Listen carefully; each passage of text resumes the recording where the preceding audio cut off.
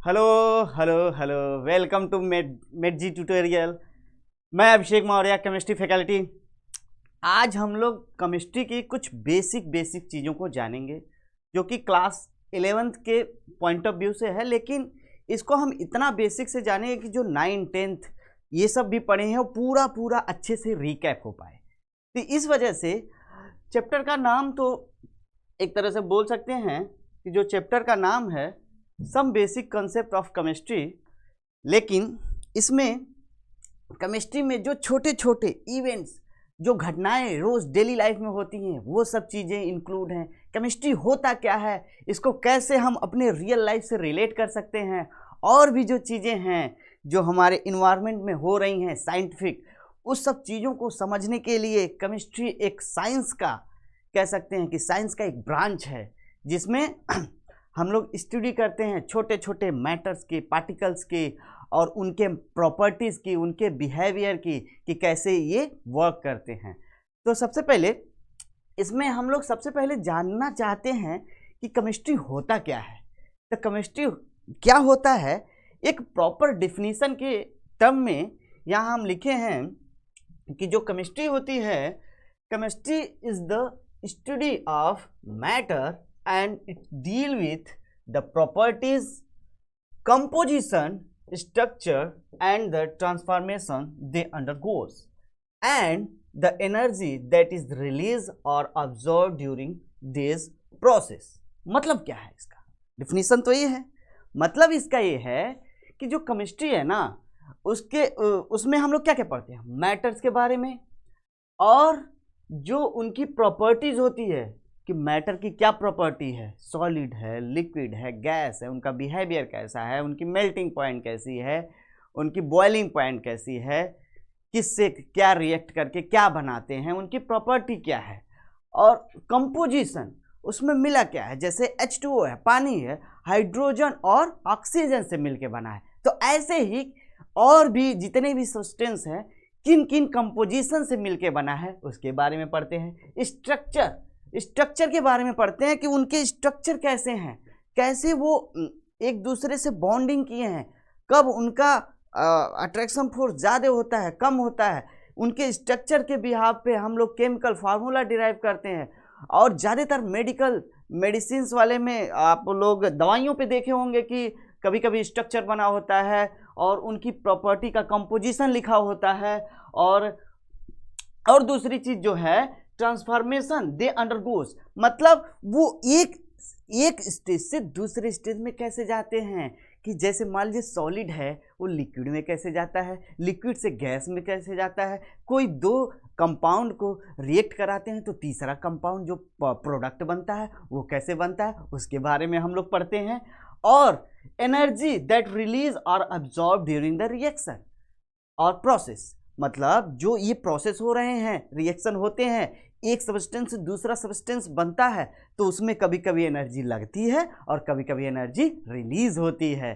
तो ये सब चीज़ें हम लोग इसमें पढ़ते हैं। तो इस वजह से ये केमिस्ट्री जो है वो बहुत ही इम्पोर्टेंट सब्जेक्ट हो जाता है साइंस के पॉइंट ऑफ व्यू से, क्योंकि साइंस को अगर देखा जाए तो हम लोग डिवाइड किए हैं किसमें, 3 मेजर सब्जेक्ट में, फिजिक्स, केमिस्ट्री, बायोलॉजी। साइंस को 3 मेजर सब्जेक्ट में डिवाइड किया है। वैसे ही केमिस्ट्री को भी हम लोग इतने पार्ट में डिवाइड किया है, लेकिन क्लास 12th के हिसाब से, अगर क्लास 12th के हिसाब से देखा जाएगा और 11 12th में, तो केमिस्ट्री को हम लोग 3 पार्ट में पढ़ेंगे। जो केमिस्ट्री हमारा है वो 3 पार्ट में डिवाइड हुआ है। कौन सा? ऑर्गेनिक, इनऑर्गेनिक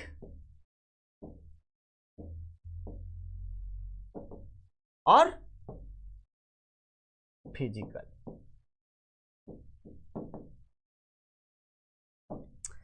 जो हमारा केमिस्ट्री है 11 12th के हिसाब से 3 पार्ट का हम लोग स्टडी करते हैं, ऑर्गेनिक, इनऑर्गेनिक, फिजिकल। ऐसा तो देखा जाए तो तीनों पार्ट जो है सफिशिएंट है पूरे पार्ट को कवर करने के लिए, लेकिन फर्दर और भी जितने हम लोग आगे स्टडी करते हैं, और भी जितने गहराई तक जाते हैं कि और भी समझने की कोशिश करते हैं और हायर एजुकेशन में, तो वो अलग अलग पार्ट में डिवाइड होते जाता है और उसमें और डीप स्टडी हम लोग कर पाते हैं। तो जैसे इसमें केमिस्ट्री देखिए, फिजिकल केमिस्ट्री होता है, उसके बाद इनऑर्गेनिक केमिस्ट्री होता है इसका पार्ट, फिर ऑर्गेनिक केमिस्ट्री उसका पार्ट होता है, क्वांटम केमिस्ट्री एक पार्ट होता है, न्यूक्लियर केमिस्ट्री एक पार्ट होता है, बायो केमिस्ट्री होता है, पॉलीमर केमिस्ट्री होता है, इन्वायरमेंटल केमिस्ट्री होता है, उसके बाद एनालिटिकल केमिस्ट्री भी होता है। तो इतने सारे इसके पार्ट होते हैं जो कि हम लोग आगे हायर एजुकेशन में जब जाते हैं तो हम लोग पढ़ते हैं। इसके बाद हम लोग देखेंगे कि वो जो ब्रांच है हमारी केमिस्ट्री की, उसमें क्या क्या होता है, क्या पढ़ना पड़ता है। भाई ब्रांच तो बन गया, उसमें पढ़ना क्या होता है, उसके एग्जाम्पल क्या होते हैं जो रियल लाइफ से रिलेट करते हैं। तो उसको जानने के लिए हम लोग इस स्लाइड को देखेंगे। इस स्लाइड में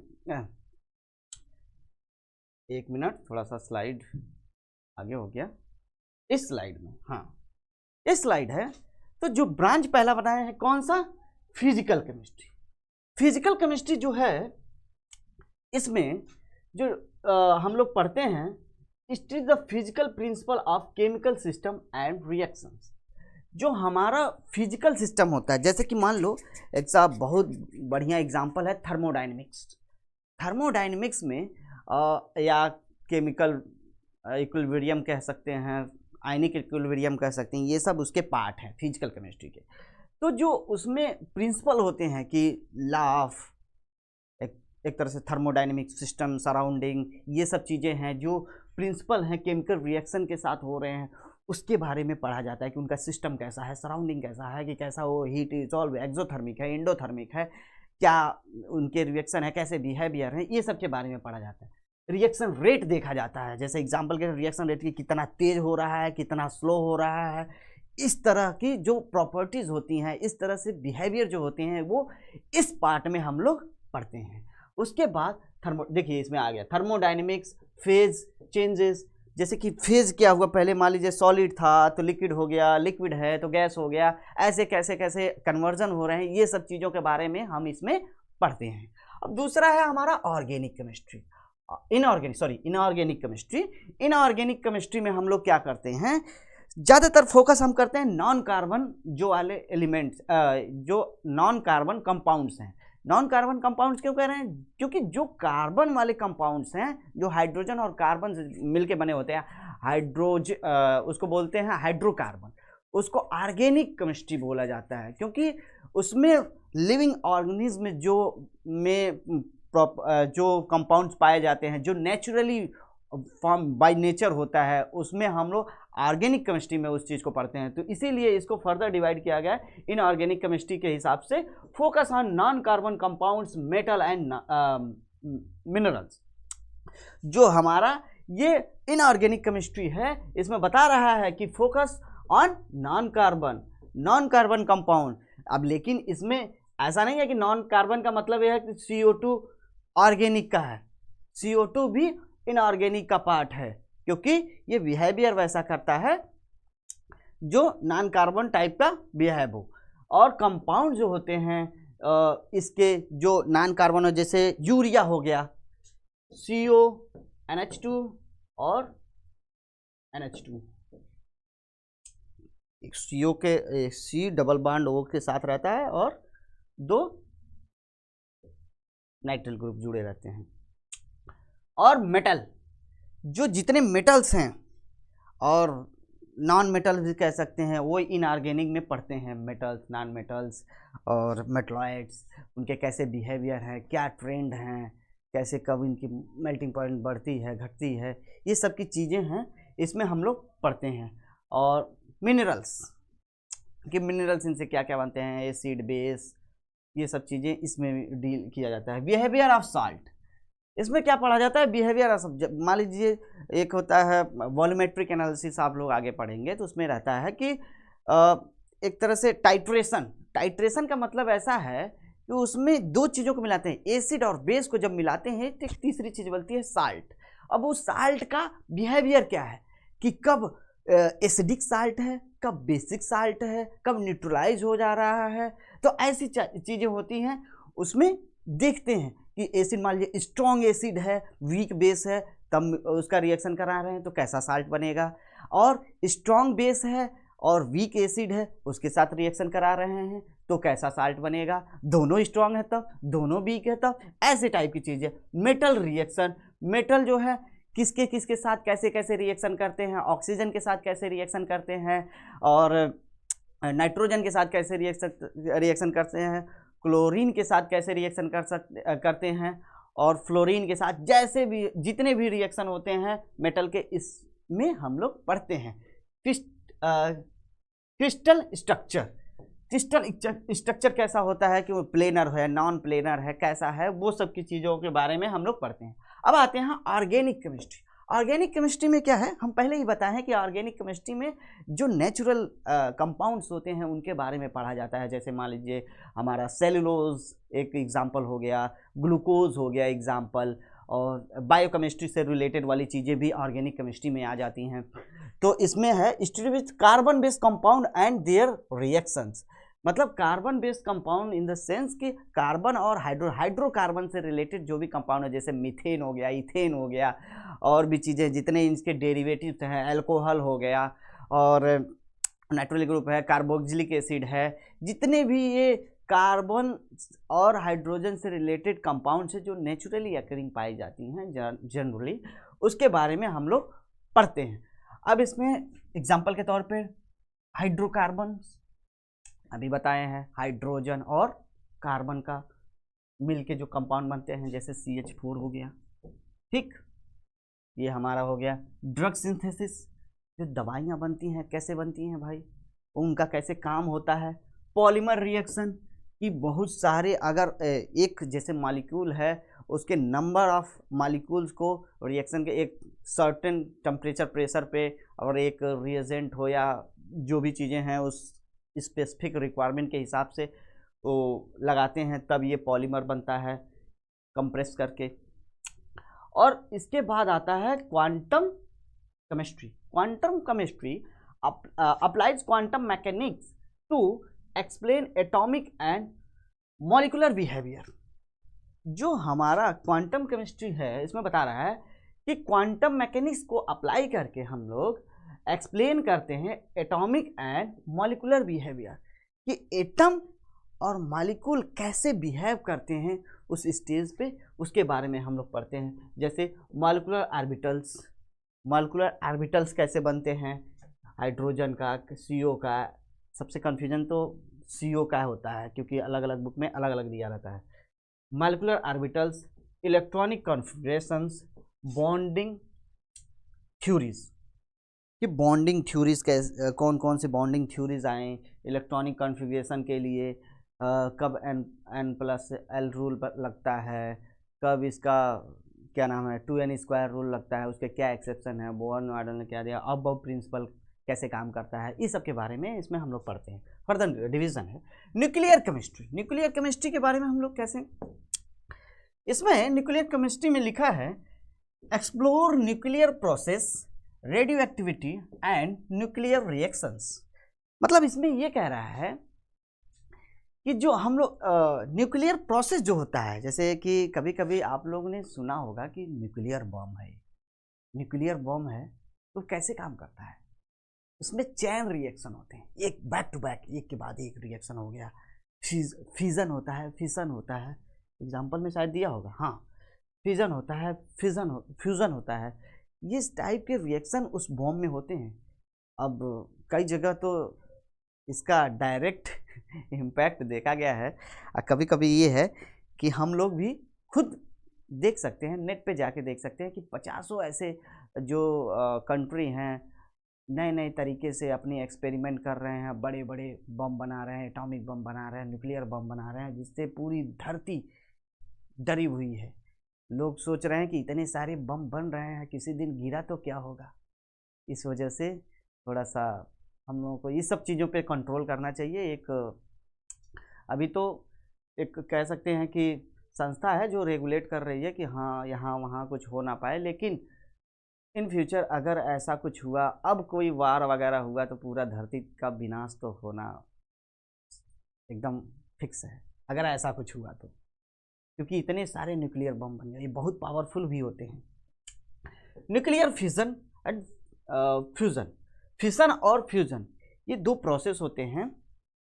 एक सन के अंदर जो रिएक्शन होता है कि पार्टिकल्स मॉलिक्यूल्स कंपाउंड जो होते हैं टूटते हैं। जैसे मान लो H2O है, सिंपल एग्जांपल बताते हैं। H2O है, वो H2 और ऑक्सीजन दोनों पार्टिकल टूट रहे हैं, ठीक, सिंपल एग्जांपल के तौर पे। और एक होता है कि एक में बनते हैं, जुड़ते हैं, लेकिन वो रेडिएक्टिव एलिमेंट होते हैं। जब जुड़ते हैं तो एनर्जी बहुत ज़्यादा रिलीज होती है, कभी कभी टूटते हैं तो उसमें बहुत ज़्यादा एनर्जी रिलीज होती है। तो एक एग्जांपल सन है, उसमें क्या होता है कि एलिमेंट आपस में टूटते हैं तो वो सोचो इतना ज़्यादा एनर्जी रिलीज होता है कि हम धरती पे हम लोग हैं, उसके बावजूद इतना दूरी पे, उसके बावजूद भी हम लोगों को बहुत ज़्यादा हीट एब्जॉर्ब होता है, मतलब हीट का फील होता है, बहुत ज़्यादा सनी टाइप का फील होता है। जैसे कि अभी कई ऐसे देश हैं जो मकर रेखा पे है, उन पे डायरेक्ट सन का वो पड़ता है, सनलाइट पड़ता है, तो वहाँ के लोग काले होते हैं। जैसे कैरेबियन साइड हो गया और ये अफ्रीका वाले देश हो गए, तो यहाँ टेम्परेचर बहुत ज़्यादा होता है। इस वजह से सोचो कि 50-55 डिग्री सेल्सियस पे हम लोग इतना फील करते हैं कि इतनी ज़्यादा गर्मी हो रही है, ऐसा है वैसा है। लेकिन सोचो जहाँ 1000, 2000, 50-50 हज़ार डिग्री सेल्सियस टेम्परेचर है, तो वहाँ कैसा होता होगा। सब चीज़ एक तरह से मानो तो मोल्टेड टाइप का लगता होगा कि हाँ, ये जैसे धरती के अंदर मैग्मा पिघलता रहता है, कितना ज़्यादा टेम्परेचर है। सोच सकते हैं ज्वालामुखी कभी फटता है तो मतलब कभी ऐसे वीडियोस बनता है या कहीं से रिकॉर्ड होता है यूट्यूब पे, तो देखे ही होगे तुम लोग सब लोग। तो इस वजह से वो मोल्टेड फॉर्म में पूरा निकलता है, धरती से एक लावा टाइप का निकलता है। सोचो इतना हाई टेम्परेचर रहता है कि हर चीज़ पिघल जाता है, इतना ज़्यादा। लोग ऐसे खड़े हैं, ऐसे पिघल गए, इंसान हो, जानवर हो या कोई मेटल नॉन मेटल कुछ भी हो, इतना ज़्यादा टेम्परेचर होता है। और रेडिएक्टिव डिके होता है जो वो एक तरह से एक जो एलिमेंट होते हैं ऑटोमेटिक उसमें से अल्फा बीटा गामा रेज निकलते रहते हैं और उनके मास धीरे धीरे कम होते रहते हैं। वो रेज निकलते रहते हैं, उसके बारे में पढ़ते हैं इसमें न्यूक्लियर केमिस्ट्री में। पीईटी स्कैन एक तरह से एक स्कैन मेडिकल साइंस में एक स्कैन किया जाता है, देखा जाता है कि ऑर्गन अच्छे से काम करते हैं नहीं करते हैं। जैसे सिटी स्कैन होता है वैसी टाइप का ही होता है, लेकिन इसको पीटी स्कैन कहते हैं, जो इसके हेल्प से करते हैं। रेडियोएक्टिव अल्फा बीटा गामा जैसे रेज निकलते हैं, उसको हम लोग यूज करके इस स्कैन को करते हैं, जिसमें प्रॉपर जो हमारे फंक्शनिंग है, जो हमारे ऑर्गन्स है अच्छे से काम कर रहे हैं कि नहीं, इसके बारे में डॉक्टर्स देखते हैं। उसके बाद आता है बायोकेमिस्ट्री। बहुत सारी रिलेटेड चीज़ें हैं बायो से इसमें। तो बायोकेमिस्ट्री में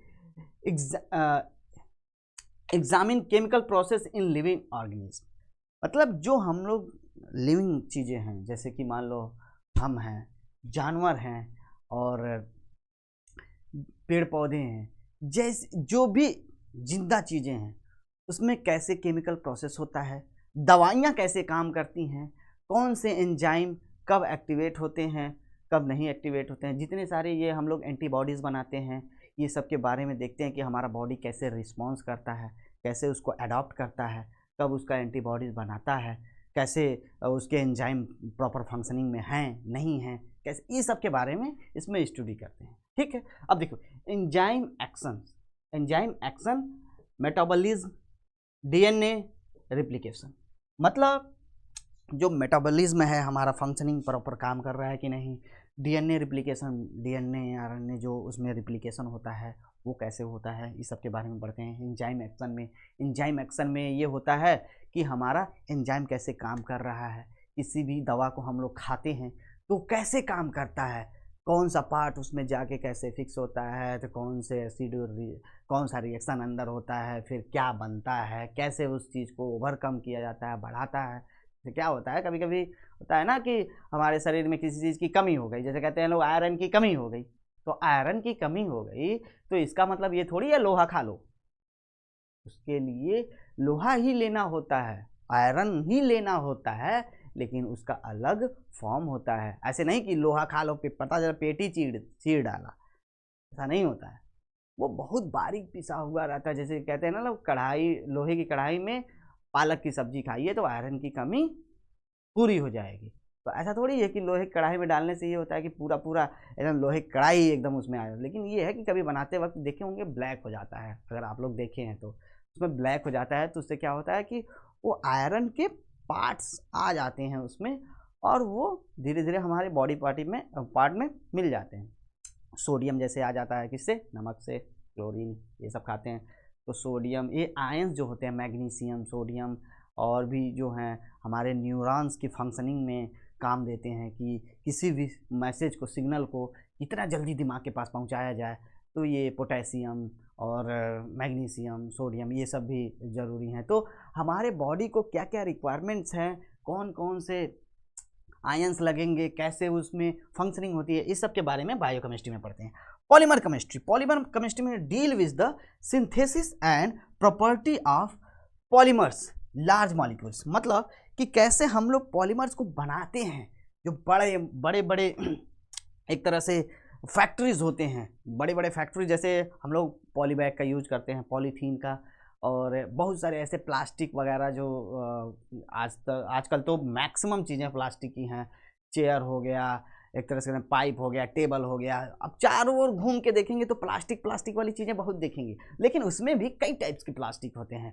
कोई अलग फैब्रिक, कोई अलग प्लास्टिक होता है, दूसरा कोई अलग प्लास्टिक होता है। तो इस तरह से उनके प्रॉपर्टी के हिसाब से अलग अलग पॉलीमर को बनाया जाता है, उनका अलग अलग यूज होता है। कोई बहुत हार्ड होता है, कोई सॉफ्ट होता है। तो जैसी हमारी रिक्वायरमेंट होती है वैसी चीज़ें हम लोग बनाते हैं। तो इस एक तरह से ब्रांच में हम लोग वही चीज़ पढ़ते हैं, ठीक है। इसमें लिखा है plastic production, synthetic rubber, bio polymers. मतलब कुछ कुछ होता है ना कि आजकल के प्लास्टिक ज़्यादातर ऐसा है कि जो हजारों साल, लाखों साल तक वो एक तरह से कहिए कि डिग्रेडेबल नहीं है, बायोडिग्रेडेबल नहीं है। इसलिए हम लोग कुछ ऐसी चीज़ें बनाना चाहते हैं जैसे बायोपॉलीमर हैं कि डिग्रेडेबल हो, आसानी से वो नेचर में रिसाइकल हो जाए। तो कार्टिलेज वगैरह का यूज करते हैं, बहुत सारे इनोवेटिव चल रहे हैं अभी, ये सब प्रोसेस में है, रिसर्च में। प्लास्टिक प्रोडक्शन तो बता ही दिए। सिंथेटिक रबर जैसे एक नेचुरल रबर भी होता है, सिंथेटिक रबर भी हम लोग बना के हम लोग यूज करते हैं अपने यूटिलिटी के हिसाब से। इन्वायरमेंटल केमिस्ट्री देखिए आ गया। इन्वायरमेंटल केमिस्ट्री में क्या है कि इन्वायरमेंटल केमिस्ट्री में study chemical process in the environment and pollution control. आजकल बहुत बड़ा मेजर इशू है ये सब, चारों ओर पोल्यूशन। सबसे ज़्यादा तो पोल्यूशन हमको लगा दिल्ली में है, क्योंकि क्या है कि जो AQI का नाम सुने होंगे, एयर क्वालिटी इंडेक्स, जो भारत में है ना, मैक्सिमम ऐसे स्टेट हैं उसकी AQI बहुत ख़राब है कंपेयर टू फॉरेन। तो इस वजह से इसके बारे में हम लोग भी पढ़ते हैं कि कितना कम से कम कार्बन इमिशन हो, कम से कम पोल्यूशन हो, ताकि जो हमारा ग्रीन हाउस इफेक्ट है वो भी हो और हमारी कम हो, और हमारी जो एक तरह से डेली लाइफ है वो इम्प्रूव हो, और जो हमारी लाइफ एक्सपेक्टेशन है वो भी बढ़े, मतलब बीमारियां कम हो ओवरऑल, और इन्वायरमेंट भी कम इफेक्ट हो। मतलब कि हम लोग ऐसी चीज़ करें, जैसे कि मान लो एनर्जी के पॉइंट ऑफ व्यू से बोला जाए तो हम लोग सोलर पैनल यूज कर रहे हैं आजकल इलेक्ट्रिसिटी प्रोड्यूस करने के लिए। अगर मान लो थर्मल पावर प्लांट, अगर उसको रिप्लेस करके सोलर पावर प्लांट लगाया जाए तो हम लोगों को ज़्यादा यूजफुल होगा, लेकिन उसके लिए लार्ज एरिया चाहिए। पवन चक्की का यूज करते हैं हम लोग, विंड मिल, जो ये नेचुरल सोर्स ऑफ एनर्जी है। तो ऐसी चीज़ें हैं जो हमारे इन्वायरमेंट को कम इफेक्ट करती हैं, और नहीं तो इन्वायरमेंट से ही हम लोगों को एनर्जी के सोर्स देते हैं, इन्वायरमेंट से ही बहुत सी चीज़ें मिलती हैं। लेकिन हमारे पास क्या है, शो अप करना है, गाड़ी से जाना है, साइकिल से कहाँ जाएं, तो पोल्यूशन क्रिएट करेंगे ही करेंगे। इस वजह से ऐसी चीज़ों को हम लोग इग्नोर करें, थोड़ा सा कम यूज करें, जहाँ ज़रूरत हो वहीं यूज करें। अब ऐसा नहीं है कि यहाँ से जाना है अमेरिका तो हम साइकिल से या गाड़ी से जाएंगे, ऐसा इम्पॉसिबल टाइप का है। मतलब जाने आने वाले लोग तो ऐसे करामात कर ही रहे हैं, लेकिन उसके लिए एरोप्लेन सही है, ना कि रेलगाड़ी, ना ये हमारा पैदल, साइकिल, बाइक। तो ऐसा रिजिड भी नहीं होना है, लेकिन जहाँ हमको यूज हो कि नहीं यहाँ से हमको 100 मीटर ही जाना है, तो हम गाड़ी का यूज ना करें। हम लोग डायरेक्ट पैदल जा सकते हैं, साइकिल से जा सकते हैं। ज़्यादा दूरी ना जब नहीं जाना है तो ट्राई करें कम से कम इन्वायरमेंट को इफेक्ट करें, मतलब पोल्यूशन कम करें। सरकार ने भी कई चलाई हैं, जैसे गंगा के लिए वाटर पोल्यूशन कम हो, एयर पोल्यूशन भी कम हो, ऐसे भी कई चल रहे हैं। एनालिटिकल केमिस्ट्री में concern with identify and quantifying chemical substance, मतलब इसमें बोल रहा है concern with identifying and quantifying chemicals substances. इसमें क्या है, जो हम लोग एनालिटिकल केमिस्ट्री में हम लोग देखते हैं कि कोई भी एसिड है या बेस है, उसकी कितनी स्ट्रेंथ है, कितना वो पावरफुल है, मतलब कितना ज़्यादा वो हार्म कर सकता है, या मतलब उसको हार्म के भी टर्म में ले सकते हैं और अच्छे काम के लिए भी ले सकते हैं। कि मान लो कोई एसिड है बहुत ज़्यादा पावरफुल है, लेकिन हमको कुछ ऐसे यूज केस के रूप में काम करना है, जैसे कि मान लो कभी कभी होता है ना, फर्श गंदा रहता है तो हम लोग एसिड का यूज करते हैं। तो ये कहता है लोकल वाला, एक ओरिजिनल वाला।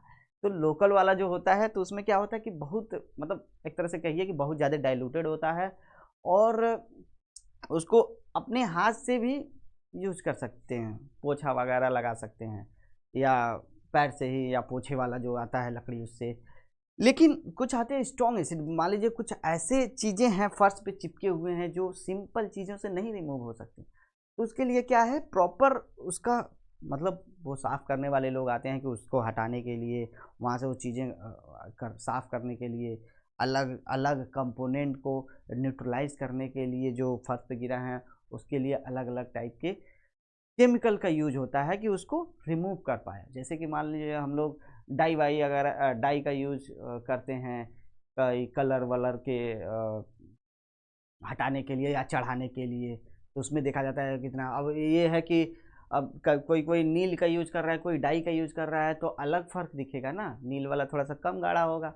अब कोई डाई ये ब्लू कलर का ही डाल दे रहा है तो वो ज़्यादा गाढ़ा हो जाएगा। तो उसमें स्ट्रेंथ कितनी है, उस चीज़ों को हम लोग मेजर करने के लिए भी देखते हैं, इस में पढ़ते हैं। अब देखा पीएच टेस्टिंग होता है कि कितना ज़्यादा एसिडिटी है या कितना बेसिसिटी है। उसके बाद क्रोमेटोग्राफी जो है एक तरह से सेपरेशन का एक मेथड है कि कोई भी चीज़ है, जैसे कलर का ही बात कर रहे थे, अब कलर है कई कलर का मिक्सचर है, अब उसको अलग अलग कलर में सेपरेट करना है। तो इतनी आसानी से नहीं हो सकती वो सेपरेट कि हाँ घर पे लाए ऐसे कर दीजिए, छन्नी छान दे, ये कर दिए, इससे थोड़ी होता है भाई। वो मिक्सचर है, एक तरह से होमोजीनियस टाइप का मिक्सचर है, उसको सेपरेट करना बहुत मुश्किल है। जैसे चाय है, अब चाय से तुमको कहा जाए कि अदर चाय को बढ़िया से छान वान के एक कप में रख लिया जाए, उसके बाद बोला जाए भैया इसमें से चीनी हटा दो, हमको ज़्यादा लग रहा है, तो पॉसिबल है फिजिकल मेथड से या आसानी से? जिंजर का टेस्ट हटा दो, हाँ इम्पॉसिबल टाइप का लग रहा है ना। तो क्रोमेटोग्राफी में भी ऐसी होती है कि कुछ चीज़ें बहुत आसानी से नहीं हटाया जा सकता, इसलिए इस मेथड का यूज किया जाता है। स्पेक्ट्रोस्कोपी का यूज किया जाता है, स्पेक्ट्रोस्कोपी का भी। Blood glucose analysis, blood test कराने गए होंगे तो उसमें भी ये सब चीज़ें का यूज होता है। ग्लूकोज एनालिसिस कि ब्लड में आपकी क्या क्या चीज़ें हैं, कम हैं, ज़्यादा हैं, इस चीज़ का कंपाउंड कैसा है, वो सब चीज़ों को इसमें स्टडी किया है। भैया ये पार्ट तो हो गया फिनिश, क्योंकि ये थोड़ा सा बड़ा पार्ट था, इस वजह से इस पर थोड़ा टाइम लग गया, लेकिन ये अब आइडिया हो गया होगा कि क्या ब्रांच में क्या पढ़ाई होती है, कैसे। अब आते हैं classification of matter and it's classification. अब मैटर में क्या है कि एक तरह से कहते हैं ना कि दुनिया का हर चीज़ मैटर है, हम हो, आप हो, ये पेन हो, ये बोर्ड हो, ये कह सकते हैं टेबल हो। लेकिन कभी कभी ऐसा भी होता है ना कि कह तो रहे हैं हर चीज है, लेकिन हर चीज नहीं होता है। क्या कहना चाह रहे हैं, समझ नहीं आ रहा है, समझाते हैं। जैसे हर चीज नहीं होता है इन द सेंस कि हर चीज को हम लोग मैटर कह रहे हैं, लेकिन कुछ कुछ चीजों को मैटर नहीं कह सकते। जैसे कि कोई एक्सप्रेशन हो गया। जैसे मान लो हम खुश हैं, तो ये खुशी जो हम जाहिर कर रहे हैं, आपके पास ये पहुंच रही है, ये मैटर नहीं है। फीलिंग्स कोई हो गया, लव, अफेक्शन, ये मैटर नहीं है। एनसीईआरटी में पूरा बढ़िया से क्लास 9th में ही दिया है कि ये चीजें मैटर नहीं है। समझ आ रहा है? एनर्जी, और एक तरह से कह सकते हैं जब गुस्सा है वो भी नहीं है, लेकिन मैक्सिमम चीजें हैं मैटर है। तो मैटर की डिफिनेशन क्या है? मैटर की डिफिनेशन ये है कि किसी भी चीज के पास वॉल्यूम हो और उसका स्पेसिफिक मास हो। अब कोई छोटा, उससे छोटा भी चीज हो तो भी उसके पास कुछ ना कुछ वॉल्यूम तो होता है, कुछ स्पेस ऑक्युपाई करता है। वो भले माइक्रोस्कोप से देखना पड़े, अल्ट्रा माइक्रोस्कोप से देखना पड़े, लेकिन वो उसके पास कुछ ना कुछ मास तो है, कुछ ना कुछ वॉल्यूम तो है। इस वजह से तो देखना पड़ता है। जैसे कि मान लो फॉर एग्जांपल के लिए इलेक्ट्रॉन बोल दो, बहुत छोटा है भैया, बहुत छोटा है, इतना छोटा है कि मतलब देख ही नहीं सकते, छोटी, मतलब इतनी छोटी की बात की, लेकिन फिर भी उसका मास है कितना, 9.1 × 10⁻31 kg। बहुत छोटा है, मानते हैं कि बहुत छोटा मास है, लेकिन है तो वही चीज है। Matter is anything that takes up space and can be weighted. In other word, matter has volume and mass.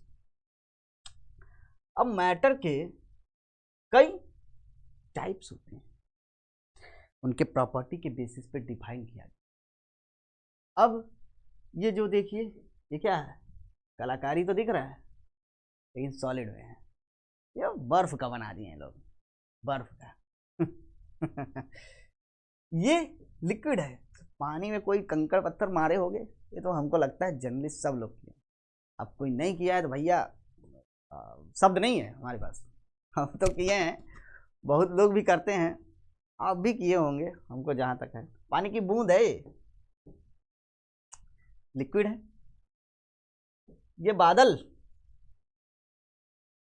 Gas type का होता है भाई, बादल ऐसे देखोगे आसमान में, अभी यहाँ दिख रहा है बादल ही बादल है, सुने ना डायलॉग, चारों ओर कोहरा ही कोहरा है ठीक, ये बादल होता है, एक गैसियस स्टेज में होता है। इसका हम लोग आगे पढ़ रहे हैं कि मैटर जो है उसके क्लासिफिकेशन के बारे में। तो मैटर को क्लासिफाई कितने पार्ट में किया गया, एक फिजिकल नेचर पे, एक केमिकल नेचर। तो जो हमारा मैटर जो है, इसको देखिए भाई, पूरा बढ़िया से बना के लाए हैं आपके लिए, समराइज करके, बस देखिए और सुनिए, इतना क्रिस्टल क्लियर होगा ना कि कभी दूसरा चीज सुनना ही नहीं पड़ेगा, देखना ही नहीं पड़ेगा। एक बार सुन लिए, एक बार लगा डाला, जिंगा डाला, ऐसे टाइप का। फिजिकल नेचर पे और केमिकल नेचर पे मैटर को क्लासिफाई किया गया। तो फिजिकल नेचर में देखिए, ज्यादा कुछ तो लिखा नहीं है, मैं बता रहे हैं। डिफरेंट स्टेज ऑफ मैटर में सॉलिड समझ में आ रहा है, लिक्विड पानी, गैसेस हवा, ठीक। प्लाज्मा स्टेज भी होता है भैया, एक plasma stage, Bose Einstein condense. अभी तो देखेंगे, नेट पे डालेंगे ना कि मैटर के फिजिकल प्रॉपर्टी के हिसाब से कितने टाइप के होते हैं। आप जान ही नहीं, कंफर्म ही नहीं कर सकते कि इतने टाइप के होते हैं, लेकिन मेजरली तो सॉलिड, लिक्विड, गैस ही होता है। और प्लाज्मा, बोस आइंस्टाइन कंडेंस, इसके आगे भी 4-5 मैटर के स्टेट आ रहे हैं जो इंटरमीडिएट है। जैसे मान लो हम कह रहे हैं कि भाई कोई चीज़ जैसे सेमी सॉलिड भी है, ठीक। सिंपल एग्जांपल, मिट्टी है, गीली मिट्टी है, उसको हम किस में रखेंगे, सॉलिड में, लिक्विड में, गैस में, किस में रखेंगे बताइए। इलास्टिक है कोई चीज़, रबर है, उसको किस में रखेंगे, सॉलिड में। तो सॉलिड की प्रॉपर्टी क्या होती है, रिजिड होता है, ठीक। शेप साइज फिक्स होता है, लेकिन हम रबड़ लिए, आन दिए, शेप साइज बिगाड़ दिए। जो बात बोले हो गया ना, गलत। तो कहने का मतलब ये है कि 5 टाइप के होते हैं जनरली 11th क्लास में, और भी फर्दर रिसर्च चल रहा है इस पे, और भी इसके टाइप्स होते हैं, लेकिन जनरली 5 टाइप के होते हैं। कौन कौन से? Solid, liquid, gas, plasma, BEC, bones, Einstein, condense. ये तीनों के बारे में तो आप लोग फेमिलियर है, इसमें थोड़ा सा हम और आगे बताएंगे भी। लेकिन जो प्लाज्मा स्टेज होता है, एक तरह से बहुत ज़्यादा जब टेम्परेचर रहता है उस स्टेज पे वो पाया जाता है। और जनरली अब जैसे प्लाज्मा स्टेज है, जैसे ये लाइट है, लाइट आ रहा है ना, ये ऊपर से या बगल से चारों ओर से, तो ये फ्लोरोसेंट हो रहा है, वो उस स्टेज को प्लाज्मा स्टेज बोलते हैं। जनरली ये वाली चीज़ें रहती हैं। बोन्स, आइंस्टाइन, कंडेंस जो होता है ना, बहुत ज़्यादा सुपर कोल्ड किया जाता है कोई चीज़ को, बहुत कम टेम्परेचर पे वो जो स्टेज एग्जिस्ट करता है उसको बोलते हैं। ठीक, अब आ जाते हैं केमिकल। केमिकल प्रॉपर्टी में 2 टाइप के होते हैं, pure substance and mixture. Pure substance में क्या है भैया? प्योर में है कि कोई भी चीज़ है वो एक ही टाइप का हो। अब इसमें ये बोलेंगे एक ही टाइप का है तो ये कंपाउंड, कंपाउंड में तो 2 टाइप के होते हैं।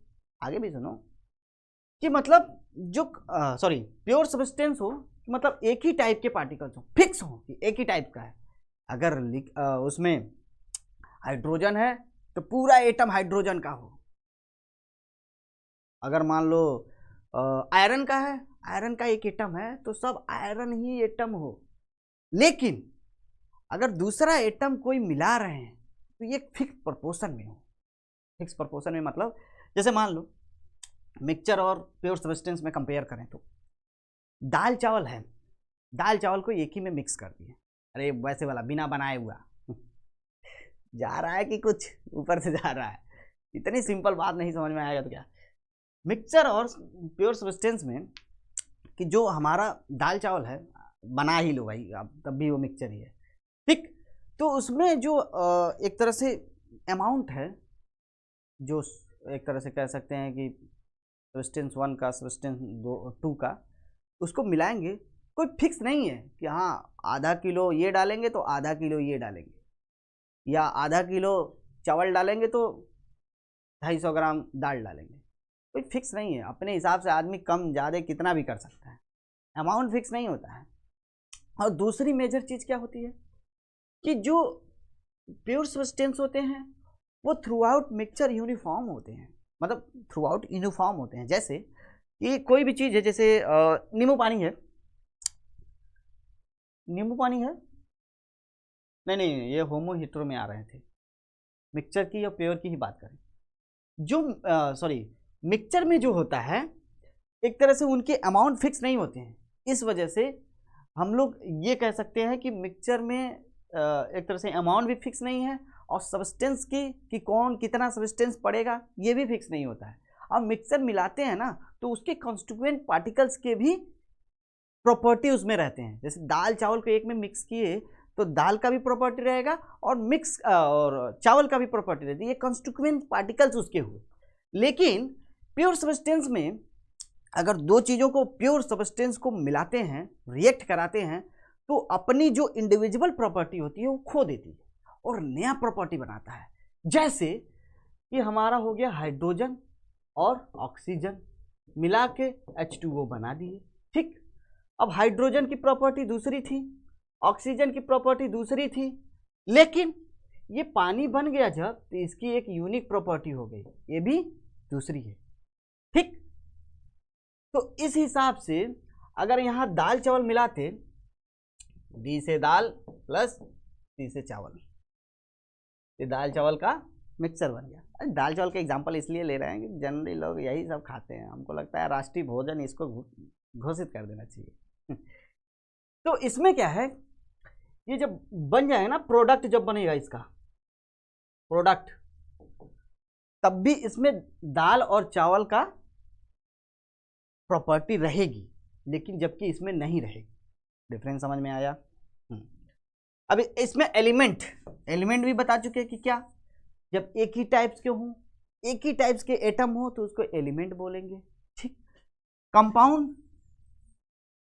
दूसरे टाइप के भी एटम हो, जैसे एक टाइप के एटम हो लेकिन दूसरे टाइप के भी एटम हो, जब उसको मिक्स करते हैं तो एक प्रॉपर या कह सकते हैं एक फिक्स अमाउंट में वो कंबाइन करें, फिक्स अमाउंट हो, जैसे पानी का है बाई मास है, हाइड्रोजन का जैसे 2 मॉलिक्यूल, ऑक्सीजन का 2, तो मिला के कितना बनाता है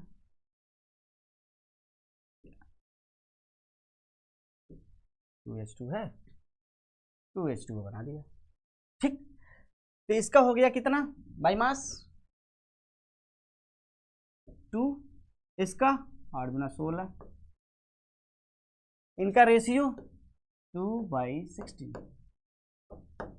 1:8। तो कभी भी पानी मिलेगा तो 1:8 ही रहेगा, H3O नहीं बोल देंगे, H3O चाहे H3O2 वो दूसरा बन जाएगा, H2O2 हाइड्रोजन पेरोक्साइड बन जाएगा, एक एटम का खाली इधर उधर होने से। H2O है, पानी है, बस एक ऐसे मॉलिक्यूल बढ़ा दिए, ये दूसरा कुछ बन गया।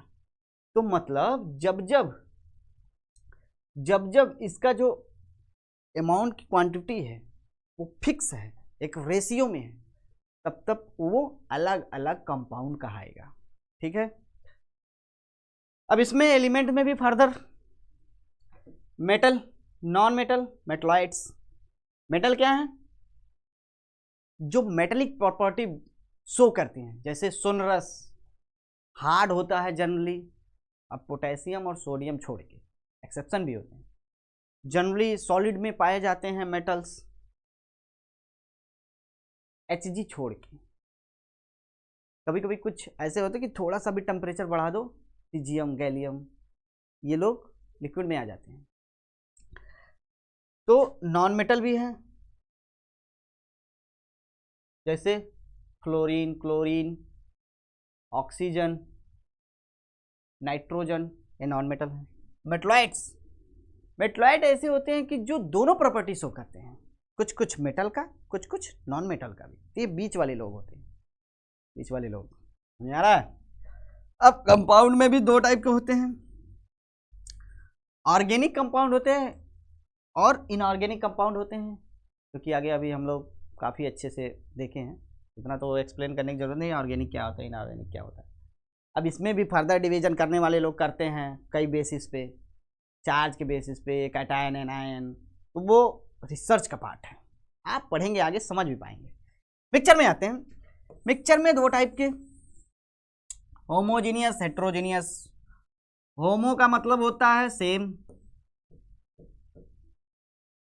अरे भैया या मंजा, सेम। हेट्रो का मतलब होता है डिफरेंट। जीनियस, आप जीनियस हैं। होमोजीनियस में एक तरह से उनका फेज जो होता है सेम होता है, पता ही नहीं चलता है। जैसे एक बोतल पानी ले लिए, जैसे फॉर एग्जांपल के लिए एक ले लेना है, ये मान लीजिए एक बोतल पानी है, ठीक। अब आप इसमें बता सकते हैं कि नमक वाला पानी है, नींबू वाला पानी है, कि चीनी वाला पानी है, कि ऐसे सिंपल पानी है, इसमें फेज पता ही नहीं चल रहा है भाई, तो होमोजीनियस हो गया ये। और हेट्रोजीनियस के लिए क्या हो गया, तो उसमें फेज पता चलता रहता है, पता चलता है कि ऊपर क्या है, नीचे क्या है। जैसे मान लीजिए उसमें बालू डाल दिए तो पता चल जाएगा कि उसमें कुछ है, दिख रहा है फिजिकली। और अगर मान लीजिए इसमें क्या है, ऑयल डाल दिए तो उसका फेज पता चल जाता है। लेकिन होमोजीनियस में ऐसा नहीं। दूसरी प्रॉपर्टी क्या होती है, दूसरी प्रॉपर्टी जो होती है होमोजीनियस में, जो यूनिफॉर्म होते हैं, थ्रू आउट मिक्सचर यूनिफॉर्म होते हैं। जैसे हम बताए हैं, अगर ये साल्टेड वाटर है तो ऊपर से यहाँ से थोड़ा सा पिए तब भी वही फ्लेवर यहाँ नमकीन टाइप का लगेगा, यहाँ से नीचे छेद करके थोड़ा सा इधर से पिए तब भी वही फ्लेवर नमकीन टाइप का ही लगेगा। तो जो यूनिफॉर्म होता है, एक तरह से कह सकते हैं कि ये थ्रू आउट मिक्सचर होता है, कि पूरे मिक्सचर में भी यूनिफॉर्म रहेगा। थोड़ा सा इधर से लें, एक बूंद लें या एक गिलास ही पिए, जो उसकी प्रॉपर्टी होती है पूरे मिक्सचर में दिखेगी। लेकिन हेट्रोजीनियस में ऐसा नहीं होता है, नॉन यूनिफॉर्म होता है। नॉन यूनिफॉर्म में क्यों होता है, क्योंकि उसके फेज डिफरेंस होते हैं, ऊपर कुछ ज़्यादा दिख जाएगा कोई चीज़, नीचे कुछ कम। जैसे मिट्टी है, उसमें डाल दिए तो मिट्टी जाके तली में बैठ जाएगी, प्रेसिपिटेट फॉर्म बना लेगी, एक तरह से घुलेगी नहीं उतनी। तो नीचे जब बैठ जाएगी, प्रेसिपिटेट दूसरा होता है, लेकिन फॉर एग्जाम्पल समझने के लिए कि जो मिट्टी है नीचे तली में बैठ जाएगी, तो अगर मान लीजिए तली से कोई चीज़ निकालना है तो ज़्यादा ज़्यादा मिट्टी आ गया, पानी कम आ रहा है। अगर मान लो ऊपर से कुछ ले पानी पानी ही आ रहा है। जैसे दूसरा एग्जाम्पल ले लो तेल का, तेल ऊपर तैरेगा, नीचे पानी रहेगा। तो ऊपर से अगर कोई चीज़ हटा रहे हैं या निकाल रहे हैं किसी तरह से, तो तेल वाला अमाउंट पता चला ज़्यादा आ गया, पानी आ ही नहीं रहा है। और नीचे से तो केवल पानी आ रहा है, ऊपर से तेल वाला नहीं आ रहा है। लेकिन ये होमोजीनियस में नहीं होता है। होमोजीनियस में क्या होता है कि पूरा मिक्सचर है, तो थ्रू आउट मिक्सचर यूनिफॉर्म रहेगा, कहीं से भी लो वही मिलेगा। जैसे मान लो पानी और अल्कोहल कहते हैं ना, सोडा, ठीक है। अब एग्जाम्पल के तौर पे एयर हो गया या सॉल्यूशंस हो गए, कोई भी सॉल्यूशन जैसे बताएं अभी, साल्टेड वाटर, ठीक, NaCl में मिल गया। अब इसमें हेट्रोजीनियस में oil, water, muddy water, oil and water रहेगा, oil and water, muddy water, ऐसे वाली चीज़ों के लिए। हाँ, तो इसके लिए अब दूसरा आ गया property of matter, physical nature पे, केमिकल नेचर पे। ये चीज़ तो वहाँ हम समझा ही दिए, लेकिन थोड़ा सा एक्सप्लेन करके बता देते हैं। फिजिकल प्रॉपर्टीज में कैन बी मेजर्ड और observe without changing the identify और the composition of the substance. Example के तौर पे कलर है, ऑर्डर है, melting point, boiling point, density. मतलब इसमें क्या है, कहना चाह रहा है कि जो हमारा फिजिकल प्रॉपर्टी होती है उसमें हम लोग ये सब चीज़ें मेजर कर सकते हैं, ऑब्जर्व कर सकते हैं, देख सकते हैं, आंखों से मेजर कर सकते हैं अपना कुछ भी जो मेजरमेंट वाली चीज़ें हैं। अलग अलग चीज़ों को मेजर करने के लिए अलग अलग चीज़ें रिक्वायर होती हैं, कोई जरूरी नहीं हर जगह इंची टेप लेके चलो, ठीक। Without changing the identify, without changing the identify और द कंपोजिशन, उसको बिना चेंज किए, बिना आइडेंटिफाई किए भी हम लोग मेजर कर सकते हैं of the substance. Colour, order, melting point, boiling point, density, ये सब चीज़ें हम लोग कर सकते हैं, ठीक। अब आते हैं केमिकल प्रॉपर्टी। केमिकल प्रॉपर्टी में क्या होता है, based on the chemical changes during the characteristics reaction of different substance. Example acidity, basicity, combustibility, etc। मतलब इसमें क्या कहना चाह रहा है कि केमिकल प्रॉपर्टी के हिसाब से क्या, केमिकल प्रॉपर्टी के हिसाब से कि कोई भी चीज़ को मेज़र करना है या जानना है तो उसमें उसके क्या कैरेक्टर्स हैं, वो कितना एसिडिटी है, कितना बेसिसिटी है, मतलब कितना स्ट्रॉन्ग एसिड है, कितना उसके पावर है, कितना गाढ़ापन है उसमें।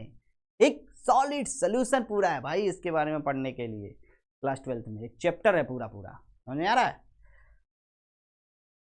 और हाँ, एसिडिटी बेसिसिटी कम, जब कोई चीज़ जल जाता है या हीट करते हैं तो उसके कभी कभी पार्टिकल टूट जाते हैं, ठीक। ये देखिए सॉलिड, लिक्विड, गैस का तीनों एग्जाम्पल में थोड़ा एक फोटो लगा दिए हैं। इसमें क्या है, इसका मॉलिक्यूलर स्ट्रक्चर देखा जाए मॉलिक्यूलर बेस पे तो क्या है, जो अरे आजा, हाँ, अब देखिए गैस जो है, गैस के जो मॉलिक्यूल्स हैं थोड़ा दूर दूर दिख रहे हैं, इसके लिक्विड के थोड़ा और पास दिख रहे हैं। सॉलिड का देख रहे हो भाई, चढ़े हैं एक दूसरे के ऊपर, टनाटन, ठीक। तो क्या है, जो इनमें इंटरमॉलिक्यूलर फोर्स होता है और स्पेस होता है, इंटरमॉलिक्यूलर स्पेस, इंटरमॉलिक्यूलर फोर्स लिख दें, inter molecular force of attraction. Intermolecular force of attraction, इसमें क्या होता है, बहुत वीक होता है, और इसमें क्या होता है, थोड़ा स्ट्रांग होता है गैस से लेकिन वीक होता है सॉलिड से, और सॉलिड में बहुत स्ट्रांग होता है, स्ट्रॉन्गेस्ट कह सकते हैं इन तीनों स्टेट में, ठीक। और इंटरमॉलिक्यूलर स्पेस, इसमें तो फिक्स ही नहीं रहता है कि कितना स्पेस। अब ये पूरा रूम है, इसमें 4 ही गैस के मॉलिक्यूल रख दें, ये पूरे रूम में फैल जाएंगे। तो भाई एक कभी इतना जगह है दोनों के बीच में, इतना हो गया, कहीं और दूर रख दो भाई, इनवर्स में छोड़ दो, कोई कहाँ गया कोई कहाँ गया पता ही नहीं चलता है, तो फिक्स ही नहीं रहता है। लिक्विड में क्या होता है, लिक्विड में इतना फिक्स तो रहता है कि वो ऐसा नहीं है कि अपने मालिक्यूल को छोड़ के भाग जाए, कि अगर मान लो एक मालिक्यूल ये है तो इतना इंटरमालिक्यूलर फोर्स रहता है कि वो मालिक्यूल्स को पकड़े रहते हैं, होल्ड किए रहते हैं। लेकिन थोड़ा सा ही काइनेटिक एनर्जी देने पे क्या होता है कि एक्साइट हो जाते हैं और हो जाते हैं। इसीलिए तो क्या होता है कि पानी है, थोड़ा सा बॉयल किए तो धीरे धीरे उसका अमाउंट कम होता रहता है। क्यों? क्योंकि उसके मालिक्यूल्स जो हैं वेपर बन के स्केप आउट होते रहते हैं। ठीक।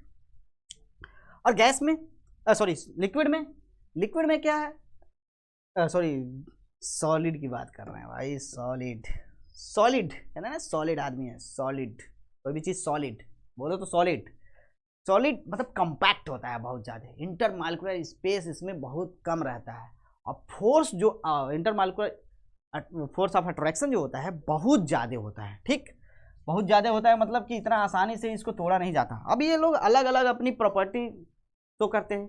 ये जो होता है रिजिडिटी प्रोवाइड करता है, ये बहुत कम रिजिडिटी प्रोवाइड करता है, ये तो ना के ही बराबर है। ठीक। अब और भी चीज़ें हैं जो इसमें देखा जाएगा कि आगे हम स्लाइड में मेंशन किए हैं, तो स्लाइड पे चल के ही देख लेते हैं।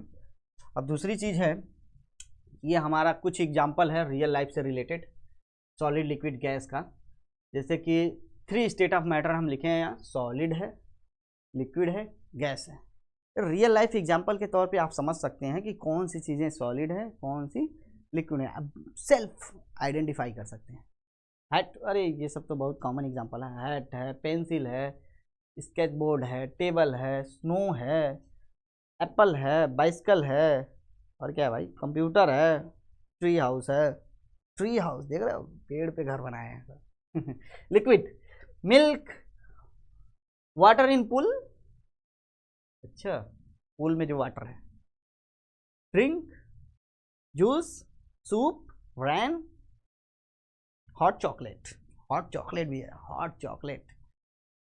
उसके बाद gas, wind air, hot air balloon, wind from fan, steam, wind, fog, ये सब क्या है हमारे रियल लाइफ एग्जांपल थे। अब इसमें कुछ प्रॉपर्टी लिखे हैं सॉलिड लिक्विड गैस की। जब इसमें देखिए पहला प्रॉपर्टी क्या है सॉलिड में, रिजिडिटी। थोड़ा सा समझाने के लिए हम वो ले लेते हैं पेन। रिजिडिटी क्या है, अरे भैया सॉरी दोस्तों, हाँ रिजिडिटी क्या है कि कोई भी चीज़ कितना, मतलब एक तरह से कह सकते हैं हार्ड है। रिजिड मतलब कि अगर कोई चीज़, जैसे पेन है, ये पेन है, अब ये देखिए कि एक दबाने से पिचक थोड़ी जा रहा है, या खींचने से फैल थोड़ी जा रहा है। मतलब रिजिडिटी का मतलब होता है कि कोई चीज़ का शेप साइज चेंज ना हो, कोई एक्सटर्नल फोर्स लगा रहे हैं तो, अगर टेक्निकल टर्म में समझा जाए तो। टेक्निकल टर्म में क्या है कि किसी भी चीज़ का शेप और साइज हम लोग चेंज ना कर पाएँ कोई एक्सटर्नल फोर्स लगा के। अब आइडियल रिजिड की बात नहीं कर रहे हैं, आइडियल रिजिड में तो एकदम कुछ भी नहीं चेंज कर सकते, लेकिन अगर ऐसा सिंपल हम लोग है तो वो तो अब कहो कि सर इसको तो हम तोड़ देंगे, तो शेप साइज चेंज ही हो गया, लेकिन उतना फोर्स नहीं। लेकिन अगर कॉमन फोर्स जो लगा के हम चेंज करना चाहें तो नहीं हो पाएगा। जैसे कि मान लो, अब इसमें एक्सेप्शन भी है, जैसे अभी शुरू में ही बताए थे कि क्या, इलास्टिक मटेरियल जो है, जिसको स्ट्रेच करने पे वो फैल जाता है, फिर अपने साइज पे आ जाता है। सॉरी। तो इलास्टिक मटेरियल जैसे हो गया, जो सेमी सॉलिड में बोल सकते हैं। और क्ले है, मिट्टी है, अगर मिट्टी है उसको प्रेस करेंगे हाथ से तो क्या होगा, उसका शेप साइज चेंज हो जाएगा। ठीक, तो वो भी उतनी रिजिड नहीं है, लेकिन जनरली जो भी सॉलिड होते हैं वो रिजिड होते हैं। फिक्स शेप और साइज फिक्स होती है, क्योंकि इसमें इंटरमॉलिक्यूलर स्पेस बहुत कम होते हैं, इंटरमॉलिक्यूलर फोर्स ऑफ अट्रैक्शन बहुत ज़्यादा होते हैं। ठीक। फिक्स वॉल्यूम भी इसका फिक्स होता है। मान लो किसी भी चीज़ में रखेंगे तो ऐसा थोड़ी है कि फैल जाएगा। ग्लास में कोई अगर कोई सॉलिड चीज़ रख रहे हैं ग्लास में ही, तो फैल थोड़ी जाएगा। अब ये मत कहना कि सर ग्लास में बर्फ़ डालिए फिर वो पिघलेगा, छोटा हो जाएगा। भैया पहले सॉलिड था फिर लिक्विड में हो रहा है। एग्जाम्पल समझा करो। नॉट रिजिड नहीं होता है भाई, ये शेप साइज चेंज हो जाता है ना, इस वजह से। Not fix shape, not fix shape, shape size fix नहीं होता है, सॉरी, हाँ, जो इसका शेप होता है फिक्स नहीं होता है, क्योंकि बॉटल में पानी रखो तो बॉटल की शेप, गिलास में रखो तो गिलास की शेप, मुंह में डाल लो शेप अलग। एक तरह से जिस चीज में रखो, जिस कंटेनर में रखो, उसी का शेप ले लेता है लिक्विड। इसीलिए इसको हम लोग फ्लूइड भी बोलते हैं, फ्लूइडिटी की प्रॉपर्टी होती है। ये फ्लूइड नहीं है, मतलब ये फ्लो नहीं कर सकता। मान लो अगर सॉलिड कोई चीज़, अगर मान लो सॉलिड है, जैसे कि मान लो ये डेक्स्टर है, डेक्स्टर जिसे मिटाते हैं, उसको अगर मान लो टेबल पे रखें तो ऐसा थोड़ी है कि बह जाएगा टेबल से, नहीं बहेगा ना। वैसे ही लिक्विड में क्या होता है कि अगर कोई चीज़ लिक्विड अगर किसी सरफेस पर रखें तो क्या होता है, फ्लो हो जाता है, बह जाता है, तो उस प्रॉपर्टी को बोलते हैं फ्लूइडिटी। अब अलग अलग लिक्विड में अलग अलग फ्लूइडिटी भी होती है। कुछ कुछ बहुत गाढ़े लिक्विड होते हैं, जैसे मान लो हनी है, उसकी फ्लूइडिटी थोड़ा कम होती है और विस्कोसिटी पे भी निर्भर करती है, तो ये फिर अंदर जाने लगे। लेकिन सिंपल टर्म में देखा जाए तो क्या होता है कि ये फ्लूइड भी होते हैं, फ्लूइडिटी की एक प्रॉपर्टी शो करते हैं। फिक्स वॉल्यूम, वॉल्यूम तो फिक्स रहता है लेकिन शेप फिक्स नहीं रहता है। पानी तो उतना ही रहेगा, लेकिन कंटेनर दूसरे में रख दें तो उसका शेप अलग हो जाता है। वैसे ही गैस में नॉट रिजिड, नॉट रिजिड मतलब शेप साइज फिक्स ही नहीं है भाई। एक सिंपल से बोले तो फोर्स लगा रहे हैं, जब तक दबाए हैं, छोड़े तो फिर गैस सिलेंडर देखे है ना आप लोग, एलपीजी वाला, इसमें रहता है तो कहते हैं लोग लिक्विड पेट्रोलियम गैस है भाई, लिक्विड में है। लेकिन जैसे जैसे उसका अगर ढक्कन खोली तो निकलता है बहुत तेज। ठीक, नो फिक्स शेप, शेप भी फिक्स नहीं है, क्योंकि शुरू में ही बता चुके कि भैया अल्लड़ आवारा है, कहीं भी जाएगा, छोड़ दो घर में तो घर में ही पूरा फैल जाएगा, अगर यूनिवर्स में छोड़ दो तो यूनिवर्स में फैल जाएगा। नो फिक्स वॉल्यूम, जब इधर उधर सब जगह जा रहा है तो वॉल्यूम कैसे फिक्स होगा। ठीक, कुछ कुछ और प्रॉपर्टी होती हैं, जैसे डिफ्यूजन की, सॉलिड में जनरली डिफ्यूजन की प्रॉपर्टी नहीं होती है। ठीक, लेकिन कुछ एक्सेप्शन तो हर जगह है। कुछ एक्सेप्शन होते हैं, जैसे मान लो चाक का मार्क बोर्ड पे, चाक अगर लगा दिया जाए 15-20 दिन बाद देखा जाए तो एकदम उसी में फिक्स हो जाता है, चिपक ही जाता है, सॉलिड। और लिक्विड में डिफ्यूजन की प्रॉपर्टी होती है, एक गिलास पानी लो, उसी में कोई लिक्विड डाल दो, देखो पूरा फैल जाएगा। इंक डाल दो, कुछ और डाल दो, वो डिफ्यूज हो जाएगा, ये पार्टिकल्स स्कैटर्ड हो जाएंगे। और गैस में, इसमें भी होती है भाई, खाना बन रहा है यहाँ, महक रहा है वहाँ, सिंपल एग्जांपल। बहुत कुछ चीज़ें ऐसी होती हैं कि जो इस सब में होता है, लेकिन फर्दर वो आगे डिस्कस करेंगे। अभी के लिए तो इतना ठीक है। नेक्स्ट स्लाइड जो है, पढ़िए भैया, ये क्या हुआ।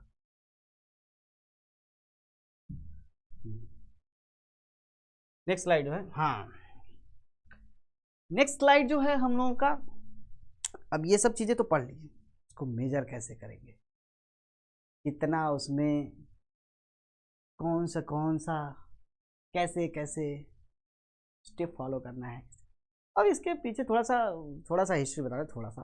जैसे पहले के जो राजा महाराजा थे, वो क्या होता था, थोड़ा सा, एक मिनट। तो बच्चों, सॉलिड लिक्विड गैस, ये तीनों चीज़ें हम लोग समझ चुके हैं। इसके पहले भी जो भी चीज़ें थी कि इसके कितने प्रॉपर्टी होते हैं, केमिकल प्रॉपर्टी, फिजिकल प्रॉपर्टी, ये सब भी चीज़ें देख लिए। मैटर के क्लासिफिकेशन को भी देख लिए। आई होप तुम लोगों को समझ में भी आया होगा।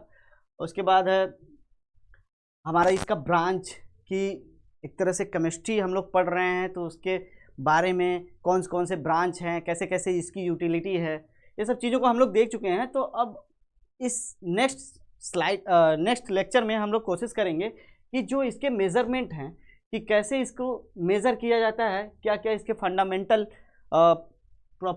फंडामेंटल यूनिट्स हैं, उससे कैसे डिराइव्ड हुए हैं एसआई यूनिट को, इसके क्या क्या प्रीफिक्स हैं, सफिक्स हैं जिसको यूज करते हैं, मेजरमेंट की क्वांटिटी ऑफ मैटर जो है, अनसर्टिनिटी है, सिग्निफिकेंट फिगर्स हैं और साइंटिफिक नोटेशंस हैं। ये सब चीज़ों के बारे में हम लोग नेक्स्ट लेक्चर में डिस्कस करेंगे। तो आई होप सो तुम लोगों को अच्छे से समझ में आया होगा। नेक्स्ट लेक्चर जल्दी आएगा। धन्यवाद।